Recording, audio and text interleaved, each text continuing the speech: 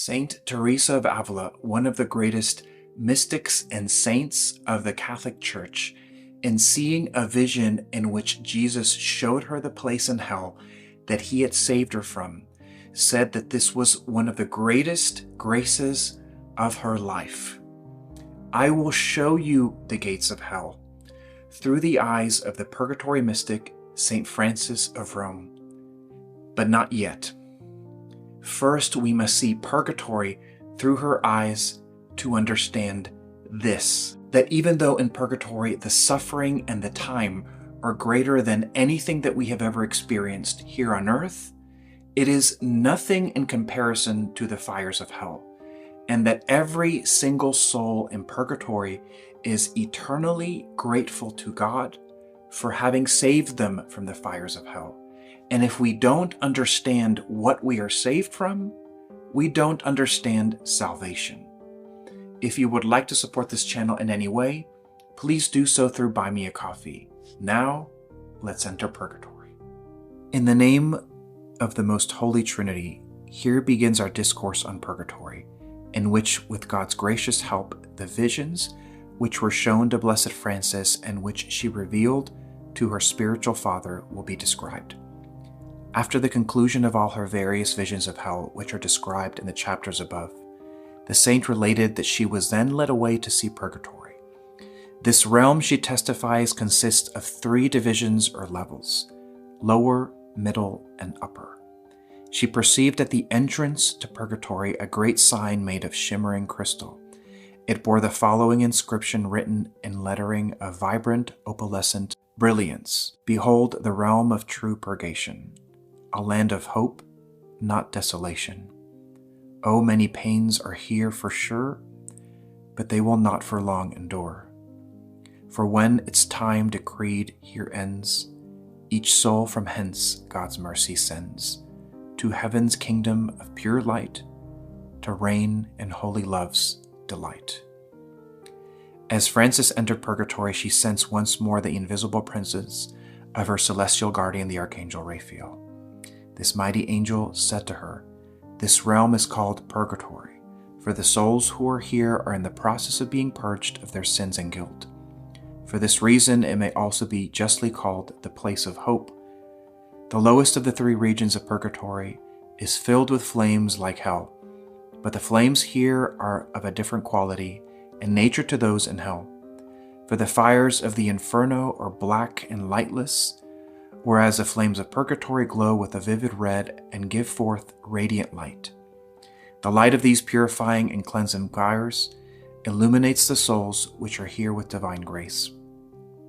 Through this illumination, they come to realize the saving and liberating truth, and to understand that their term of purgation is fixed and finite. Francis saw the location of the souls in Purgatory was proportionate to the gravity of the sins which remained on their conscience at the time of their death. For those who were guilty of more grave and serious sins, they were immersed in the lower levels, where the fire was more intense. It was also revealed to Francis that for each and every unatoned mortal sin a soul had committed, they would be obliged to do a period of 7 years of penance. Francis next turned her gaze to the demons who are assigned to service in Purgatory. Every soul has its own demon assigned to it who stands at its left side. This demon constantly reminds the soul of its guilt and the gravity of the offenses it had committed against the Almighty, saying, "Lo, these pains you suffer very rightly on account of the crimes you have perpetrated against your God, who created you and redeemed you with infinite love and generosity. Instead of following the truth, you prefer to be seduced by the illusions and deception of demons like me, who are all fiends and liars. How often you succumb to temptation, ignoring the gentle voice of the Lord, to listen instead to the nefarious whisperings of the world, the flesh, and the devil. So now you are paying the price of your iniquity and doing just penance for your countless sins."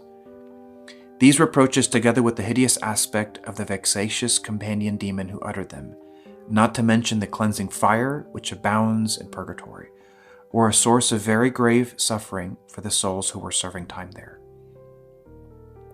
Francis noted, however, that apart from these verbal reproaches and their annoying presence, the demons in purgatory did not torture the souls to whom they were assigned in any way. For the sufferings in purgatory, though undeniably severe and painful to endure, are not inflicted as punishments. Rather, they are the workings of celestial mercy and necessary to fulfill the requirements of divine justice. Their intent is not to harm, but rather to heal. As such, these sufferings resemble surgical operations which are painful, or medicines which are difficult to consume. They are admittedly deeply unpleasant and irksome, but at the same time wholesome and healthful. The saint also perceived that the souls in purgatory cry out continually, but this crying out is of a very different nature to the hopeless vociferations of the souls who are damned to hell. For in hell, the wailing and moaning of the souls is a sound of utter despair and agonized desolation. But in purgatory, the crying out was rather an expression of sincere and heart-rending penitence, and it was even of gratitude at the mercy of God. While these cries were far from exultant or joyful, they nevertheless were infused with a kind of firm hope and spiritual beauty, and they were nothing like the black and jarring cacophony of despair, which resounded ceaselessly in the fiend-haunted netherworld of the Inferno.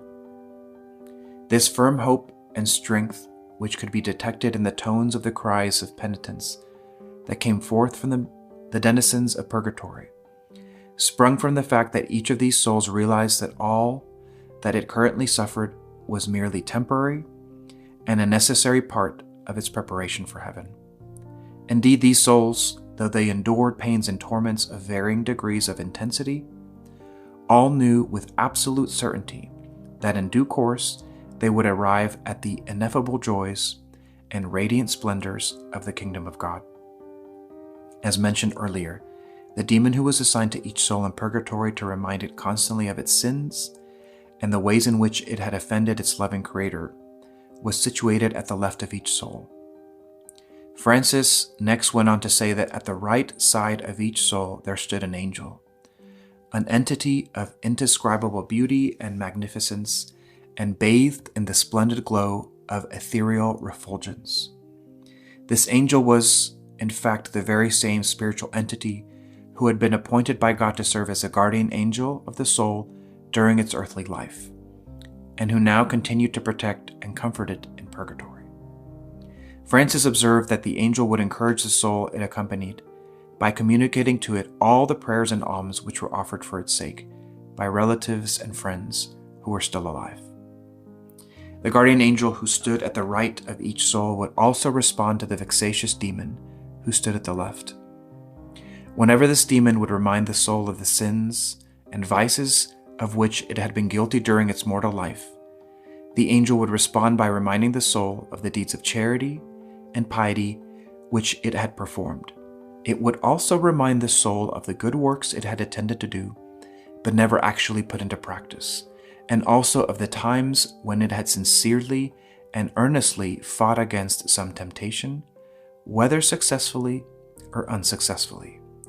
For God, the most just of all judges, considers not only actual words and actions, but even the unseen desires of the heart and the hidden intentions of the soul.